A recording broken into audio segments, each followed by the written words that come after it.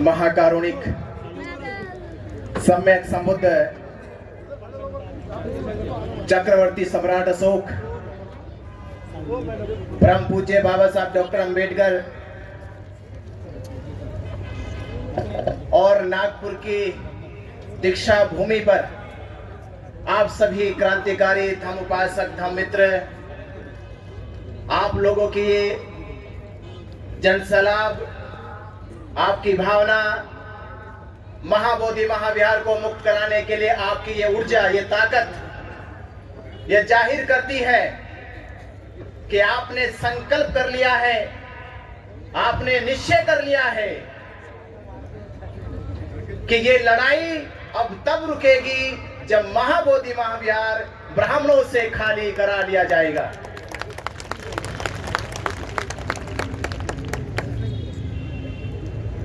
मैं बाबा साहब डॉक्टर अंबेडकर जी के उस पावन धरती पे आज खड़ा हूं, जिस धरती का इतिहास महाबोधि महाविहार से जुड़ा हुआ है। महाबोधि महाविहार वो पावन धरती है जिस धरती पे सिद्धार्थ गौतम संबोधि को प्राप्त करते हैं, धम्म की उपलब्धि प्राप्त करते हैं, संसार को धम्म का उदय, कल्याण मैत्री धम्म मिलता है। और परम पूज्य बाबा साहब डॉक्टर अंबेडकर, ये नागपुर की वो पावन धरती, जिस धरती पे खड़े होकर बाबा साहब डॉक्टर अंबेडकर 14 अक्टूबर 1956 में ये कहते हैं कि जो धम्म तथागत बुद्ध ने बोध गया में प्राप्त किया था, मैं आज इस धरती पे उस धम्म की शरण में जा रहा हूं। ये वो धरती है और ये संबंध है बोध गया और दीक्षा भूमि नागपुर का।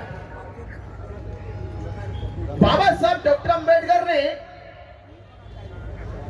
क्यों धम्म की दीक्षा ली, इसके लिए एक लाइन समझिएगा कि लूटी संस्कृति हमारी दासहीन बनाया था।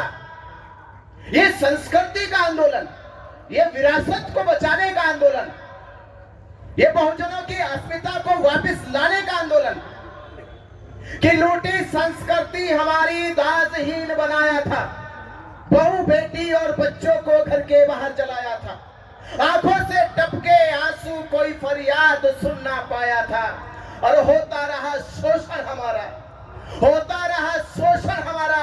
इस धरती पे कोई अल्लाह ईश्वर देवी देवता भगवान ना आया था, कोई नहीं आया था। इस समाज में जब शोषण हो रहा था, जब इसकी अस्मिता को लूटा जा रहा था, जब इसकी विरासत पे कब्जा किया जा रहा था, तब कोई नहीं आया। कौन आया? किसने जन्म लिया? कि लिया जन्म भीम ने जगत में पढ़ लिख कर अनूठा ज्ञान पाया था। लिया जन्म भीम ने पढ़ लिख कर अनूठा ज्ञान पाया था और तोड़ मनवादी जंजीरों को इस देश के शोषित पीड़ित समाज को आजाद कराया था। क्यों आजाद कराया था? इसलिए आजाद कराया था कि आप जब आजाद हो जाओगे, मुक्त हो जाओगे, जब आप ये जान जाओगे कि अब मेरा गौरव, मेरा स्वाभिमान जग गया है, तो अपने स्वाभिमान जगे हुए जीवन में अपनी खोई हुई विरासत को वापस लाने के लिए, ये खोई हुई विरासत लाने के लिए, ये समाज का अगर अस्तित्व जिंदा रहेगा, इस देश में देश की पहचान अगर जिंदा रहेगी, ये मैं आपसे पूछ रहा हूं, अगर आपकी शिक्षा, आपके संस्कार, आपकी संस्कृति, आपकी सभ्यता अगर आप नहीं बचा सके, अगर आप नहीं बचा सके, तो आपके जीवन का अस्तित्व समझ लो मर चुका। अगर आप अपनी अस्मिता को नहीं बचा सके, अपनी शिक्षा को नहीं बचा सके, अपने धरोहर को नहीं बचा सके, तो हमारे जीवन का अस्तित्व मर चुका है। इससे बड़ा हमारे जीवन में क्या आंदोलन होगा, क्या मकसद होगा, क्या उद्देश्य होगा कि आप उस पावन पवित्र धरती को,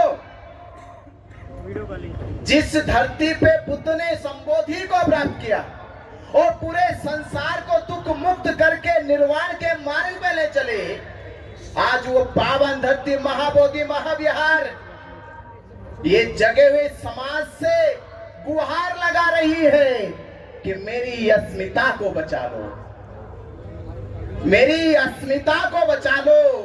135 साल से लगातार वो पंडे पुरोहित महाबोधि महाविहार की गरिमा को, महाबोधि महाविहार के सम्मान को ये वर्षों से कलंकित करने का काम कर रहे हैं, अतिक्रमण करने का काम कर रहे हैं, और हम हाथ में हाथ रखे देखे जा रहे।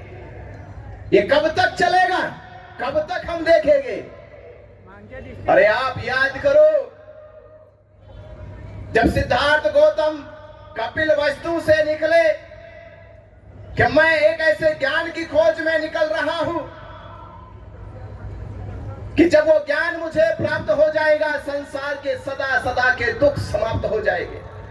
और जब सिद्धार्थ गौतम बुद्ध बने और 7 वर्षों के बाद कपिल वस्तु पहुंचे, तो कपिल वस्तु के लोगों ने सर झुकाकर पुष्पों की बौछार करी, पुष्प बिछाए गए और ये कहा गया कपिल वस्तुओं के सभी लोगों से कि आज सिद्धार्थ नहीं आ रहा है, आज सिद्धार्थ के बदले बुद्ध चले आ रहे हैं, क्योंकि जिस मकसद से गए थे वो मकसद पूरा हो गया है। तथागत बुद्ध ने यह रहस्य जान लिया है कि संसार में दुख है, दुख का कारण है, दुख कारण का निवारण है, और उस निवारण का ये मार्ग है। ये मार्ग को जानकर आए हैं, ये मार्ग हमारे जीवन के निर्वाण का मार्ग है। तो आप जब लोग जाओगे, महाबोधि महाविहार बचाओगे, तो आने वाली पीढ़ी, आने वाले आपके नस्ल के लोग कहेंगे ये वही लोग हैं, ये वही लोग हैं जो 12 फरवरी में 2025 में महाबोधि महाविहार को बचाने के लिए जो आंदोलन चलाया गया था, जो आंदोलन 135 साल से दुनिया का सबसे बड़ा आंदोलन, उस आंदोलन में इन सब लोगों की सहभागिता थी। ये वो हमारे वीर महापुरुष है जिन्होंने महाबोधि महाविहार को बचाया है। वो फक्र करेंगे, वो अपने ऊपर ये गौरव करेंगे कि आप उनके पूर्वज हैं, आप उनके महापुरुष हैं। तो ये लड़ाई जीतने के लिए कैसे जीती जाएगी? हमसे किसी ने कहा कि आप तो बौद्ध भिक्षु हैं, आप तो घरे त्याग करके सन्यासी बने, भिक्षु बने, तो आप ये मांग क्यों कर रहे हो?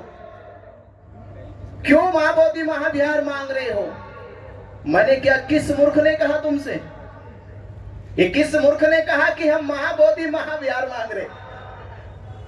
महाबोधि महाविहार मांगा नहीं जा रहा, बल्कि बचाया जा रहा है। ये मांगने की लड़ाई नहीं है, ये बचाने की लड़ाई है। किससे बचाने की लड़ाई है? ये बचाने की लड़ाई है कि महाबोधि महाविहार वो पावन पवित्र, वो ज्ञान का प्रतीक, शांति का प्रतीक, मैत्री का प्रतीक है, और उस प्रतीक को ये पंडे पुरोहित पिंडदान करके, श्राद्ध करके, पिंडा पुरा के उसकी गरिमा को भंग करने का काम कर रहे। हम इन पाखंडियों से बचाना चाहते महाबोधि विहार को। हम महाबोधि महाविहार को, जो पूरी दुनिया इस श्रद्धा से दान देती है कि महाबोधि महाविहार में गया दान वहां के बौद्ध भिक्षुओं को प्रशिक्षित करेगा, वहां के बौद्धों के लिए कॉलेज यूनिवर्सिटी बनेगी, वहां के बौद्धों को धर्म प्रचार प्रसार करने के लिए सुविधा मुहैया कराई जाएगी। पर आपके इस धर्म प्रचार प्रसार के रथ को रोकने के लिए इन्होंने 1949 में महाबोधि महाविहार के ऊपर यह एक्ट बनाया, जबकि भारत में ना तो मस्जिद पे एक्ट बनाया गया, मंदिर पे एक्ट बनाया गया, ना गुरुद्वारे पे एक्ट बनाया गया, ना चर्चों पे एक्ट बनाया गया। ये बाबोदी महाविहार पे एक्ट इसलिए बना दिया गया क्योंकि बाबा साहब डॉक्टर अंबेडकर ने 1935 में कहा था, मैं हिंदू धर्म में पैदा हुआ, ये मेरे बस की बात नहीं थी, पर मैं इसमें मरूंगा नहीं। ये लोगों को खतरा लगने लगा, ये तो जन सैलाब आने वाला है, सुनामी आने वाली है। धीरे धीरे इन्होंने एजेंसी लगाई अपनी खुफिया कि पता करो, ये बाबा साहब अंबेडकर हिंदू धर्म छोड़ रहे हैं, हिंदू धर्म को त्याग रहे हैं, तो ये कहां जाएंगे, किधर जाएंगे? तो किसी ने कहा कि बाबा साहब डॉक्टर अंबेडकर जी का लगाव बुद्ध के धर्म की ओर है, बुद्ध के धर्म की ओर है। इन्होंने पहले शिकंजा कस लिया, फिर इन्होंने शिकंजा कस लिया कि बुद्ध के धर्म का केंद्र क्या है? महाबोधि महाविहार बौद्ध गया है, कि बौद्ध गया पर कब्जा कर लो, और जब बौद्ध गया पे कब्जा हो जाएगा तो इनके धर्म प्रचार का जो रथ है वो रुक जाएगा, वो गति नहीं करेगा। भारत में बौद्ध धर्म का प्रचार प्रसार ज्यादा तेज नहीं होगा, और यही कारण है मक्का मदीने पे मुसलमानों के मौलवियों का प्रबंधन है। वो जो चाहते हैं वो नियम सर्कुलेट करते हैं, पूरे संसार में वही नियम चलता है। यरूशलेम वेटिकन सिटी के चर्च में जो नियम बनाते हैं ईसाई लोग, पादरी लोग, पोप लोग, वही पूरी दुनिया में चलता है। हिंदू लोग भी अपना नियम बनाते हैं, अपने कानून बनाते हैं, पर बौद्धों के पास अपना धर्म स्थल नहीं है। वो क्या नियम बनाएगा, क्या नियम सर्कुलेट करेगा, क्या बौद्धों के प्रचार के लिए वो बैठ के संगोष्ठी करेगा? और ये नहीं हुआ तो लोगों का विश्वास टूटने लगा। लोग कहने लगे, जैसे अभी अभी हमने मंचों से सुना और देश में जगह जगह कहा जा रहा है बौद्ध तो अल्पसंख्यक है, और हम मूर्ख लोग समझ भी गए हम अल्पसंख्यक है। हमें कहा गया बौद्ध अल्पसंख्यक है, जैन अल्पसंख्यक है, सिख अल्पसंख्यक है, और हम लोगों ने मान भी लिया कि हम अल्पसंख्यक है। आप मुझे बताओ, जो अल्पसंख्यक है आज तक उसे किसी ने अल्पसंख्यक नहीं कहा। जो अल्पसंख्यक है देश में उसे किसी ने अल्पसंख्यक नहीं कहा। बौद्ध इस देश का बहुसंख्यक है, जिसकी पहचान मैं बता रहा हूं। हमारे राष्ट्रीय ध्वज में जो अशोक चक्र है वो किनका है? वो बौद्ध धर्म का है। जो भारत रत्न दिया जाता है पीपल के पत्ते पे, वो किनका प्रतीक है? बौद्धों का प्रतीक है। जो अशोक लाट है वो किनका प्रतीक है? बौद्धों का। जो पक्षी है, राष्ट्रीय पक्षी मोर है, वो किनका प्रतीक है? बौद्धों का, मौर्य साम्राज्य का। भारत की जो आइडेंटिटी है, भारत की जो पहचान है, और प्रधानमंत्री और कुंभ मेले में योगी आदित्यनाथ कह रहे कि जब तक बुद्ध रहेंगे तब तक भारत रहेगा। इसका मतलब यह है बुद्ध होना भारत है और भारत होना बुद्ध है। पूरा भारत बौद्धों की पहचान है, और हम बौद्धों को समझा दिया आप अल्पसंख्यक है। अरे भारत ही बौद्धों की पहचान है, इसका मतलब यह है कि भारत में रहने वाला हर व्यक्ति बौद्ध है, क्योंकि भारत की पहचान बौद्ध है। तो भारत में रहने वाला हर एक व्यक्ति बौद्ध है। तो इस भारत का या इस दुनिया में अगर कोई बहुसंख्यक है तो वो बौद्ध है। और इस देश में जो अल्पसंख्यक है वो कौन है? अल्पसंख्यक कौन है? ये भारत जान नहीं पाया हमारा। इस देश में अल्पसंख्यक कौन है? बोलो। शास्त्रों के आधार पे उनके वर्णों में लिखा ब्राह्मण, क्षत्रिय, वैश्य, शूद्र। तो उन चारों वर्णों में सबसे कम संख्या किनकी? तो अल्पसंख्यक कौन हुआ? जो हिंदू धर्म का वो ढोल पीटते घूमते हैं, तो हिंदू धर्म की जितनी जातियां हैं उन जातियों में सबसे कम संख्या किनकी? तो अल्पसंख्यक कौन हुआ? पर देश उसे आज तक अल्पसंख्यक नहीं कर, क्योंकि उसने अपने आप को बचा लिया, सेफ जोन में लेकर चला गया।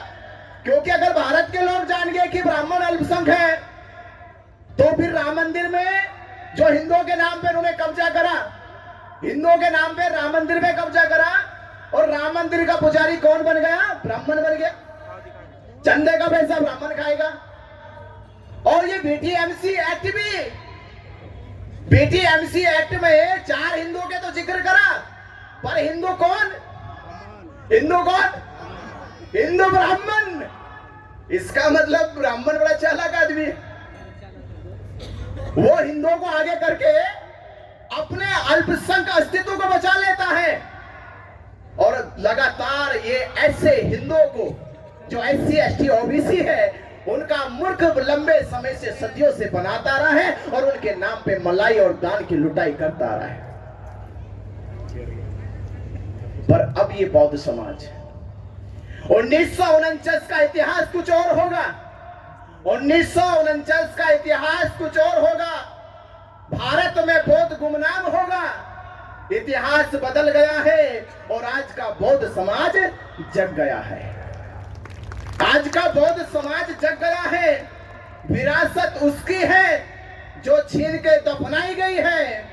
अब ये बौद्ध समाज उस दफनाई गई विरासत को हाथों से नहीं, बातों से नहीं, ये सीने से भी छीन कर आपके ले लेगा। ये आपके सीने से भी आपके सामने से लेकर आएगा।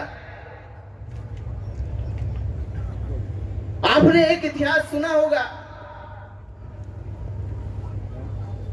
कि एक बार एक जंग के लिए एक राजा को एक ऐसी फौज से लड़ना था जिस फौज का उस दुनिया में इतिहास लिखा गया कि उसने कभी हार नहीं मानी।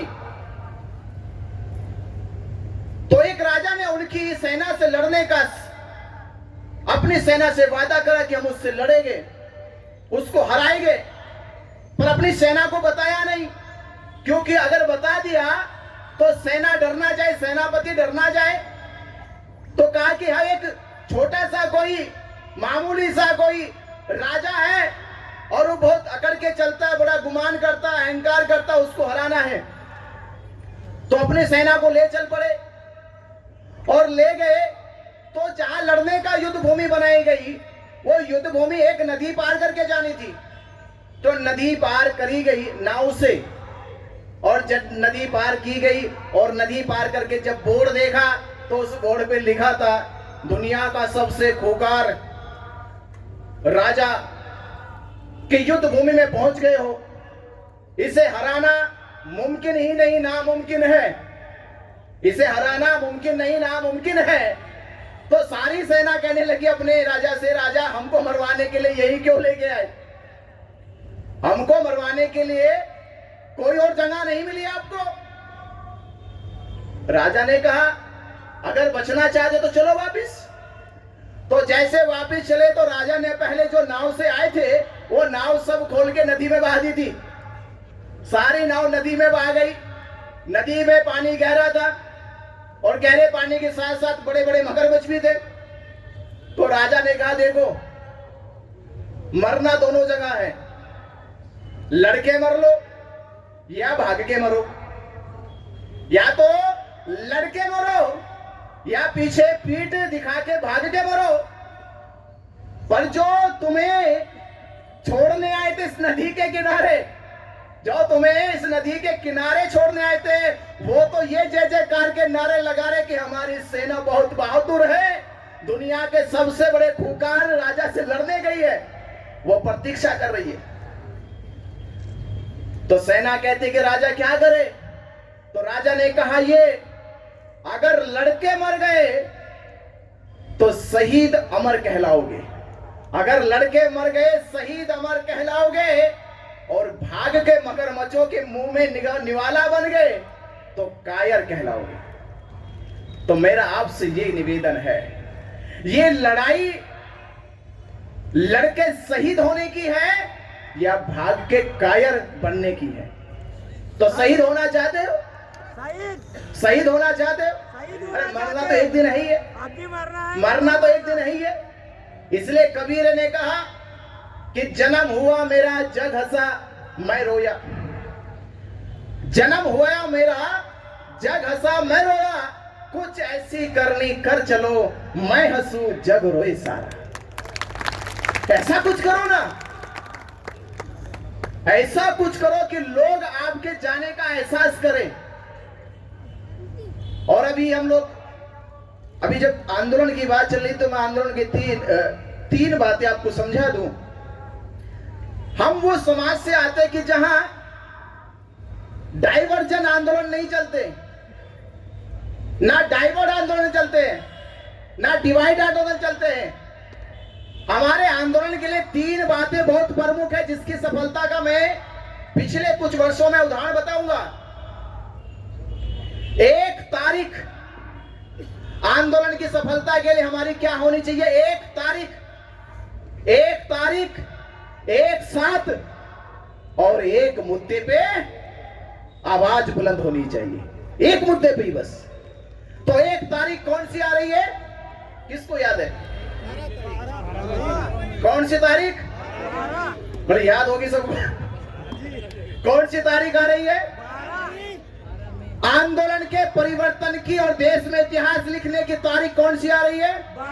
12 मई को 12 लाख वोट, 12 मई को 12 लाख वोट बोध गया में होने चाहिए।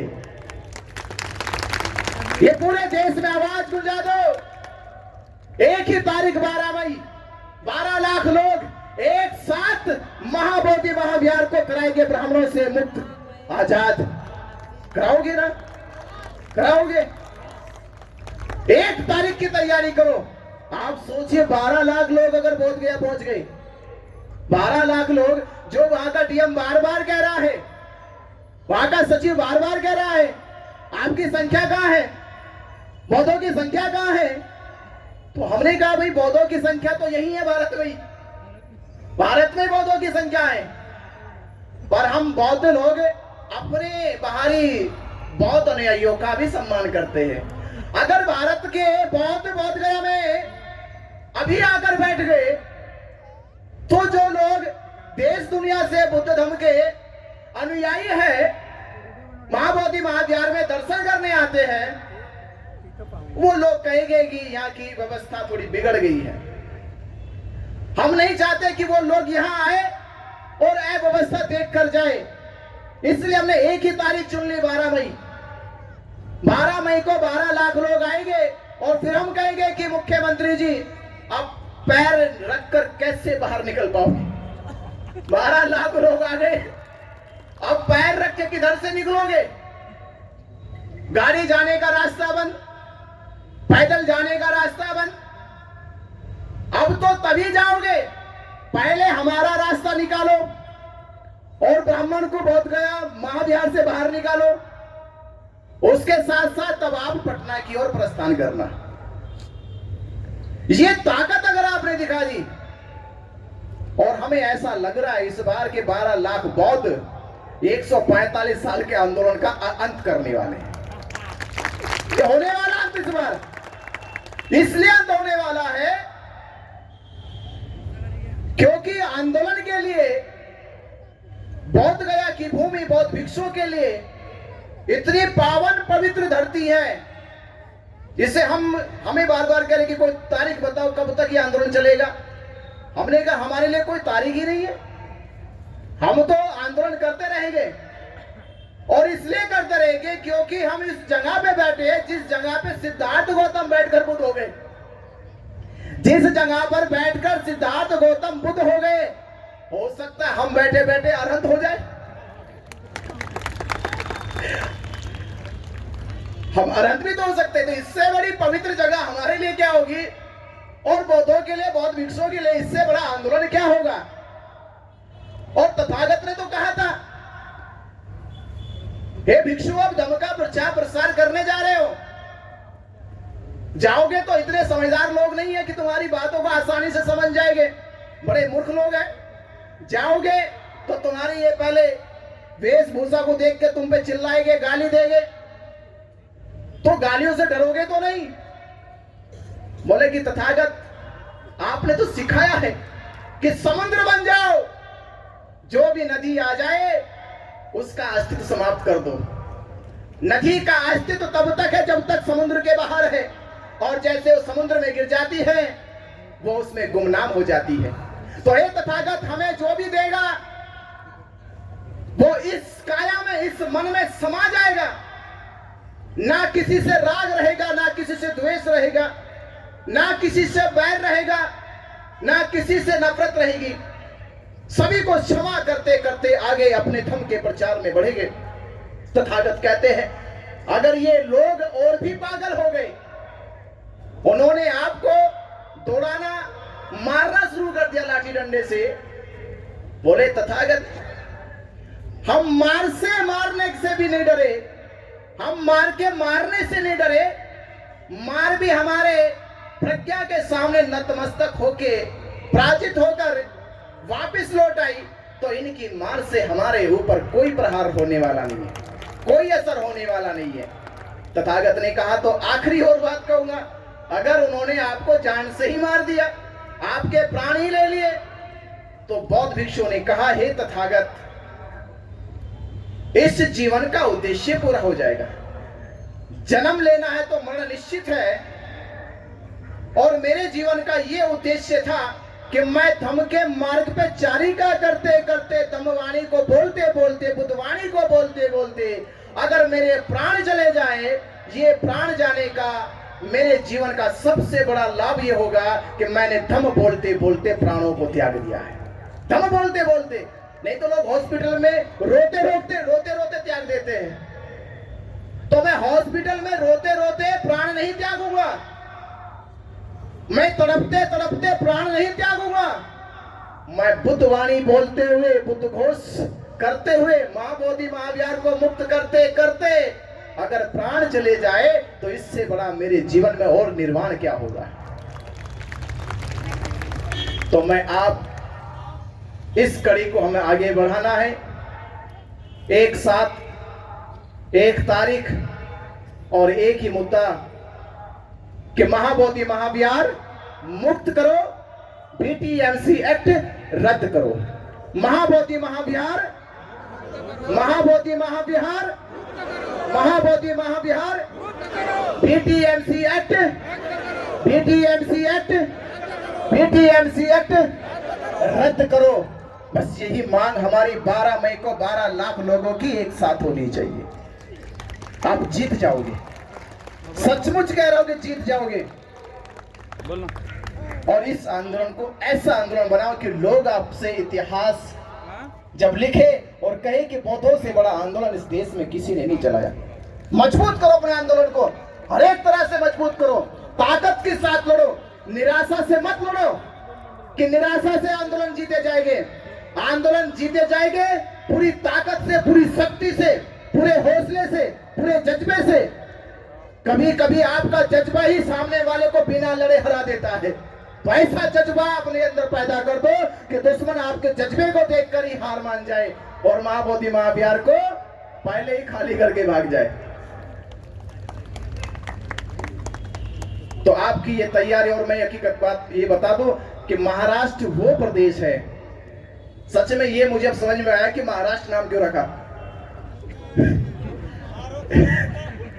ये तो चलो आप जानते, मैं और बड़ी बात बता रहा हूं कि महाराष्ट्र क्यों रखा, क्योंकि राष्ट्र होता है।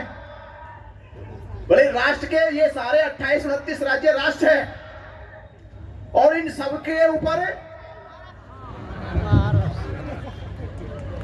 इन सबके ऊपर महाराष्ट्र है। तो महाराष्ट्र इसलिए सिद्ध कर दिया उन्होंने। पिछले आंदोलन में देखा हमने, जैसे इतिहास पढ़ा उतने तो हम बड़े नहीं थे, पहले देखा कि महाराष्ट्र के लोग ही आंदोलन चला रहे थे, और इस बार तो हमने आंखों से देख लिया कि महाबोधि महाविहार की लड़ाई 80% महाराष्ट्र के लोग लड़ रहे हैं। इसके लिए मैं तहे दिल से आप लोगों का बहुत बहुत साधुवाद धन्यवाद करता हूं। सच में आप लोगों के भीतर बाबा साहब डॉक्टर अंबेडकर जी का स्वाभिमान जीवन जिंदा है। सच में आपने ये सच में भारत के और बुद्धिस्टों को और अंबेडकरवादियों को बता दिया कि वाकई महाराष्ट्र के बगैर कोई भी लड़ाई हम लोग जीत नहीं सकते। सच में आप लोग वीर हो, बाबा साहब के सच्चे सपूत और वीर हो। आपने सुना और हम यही फिर अपील करेंगे 12 मई को 12 मई को 12 लाख 12 मई को 12 मई को 12 मई को 12 लाख बोध गया होने चाहिए। जय भीम, नमो बुद्धाय। और आप अपना सपोर्ट सहयोग जरूर करके जाएं। नमो बुद्धाय। बहुत बढ़िया, बहुत अच्छा आपने को भंते जी ने अपना मार्गदर्शन दिया है। माननीय एमएलए सर, बिहार के शेर, संसद में दहाड़ने वाले सतीश दास सर, वो हमें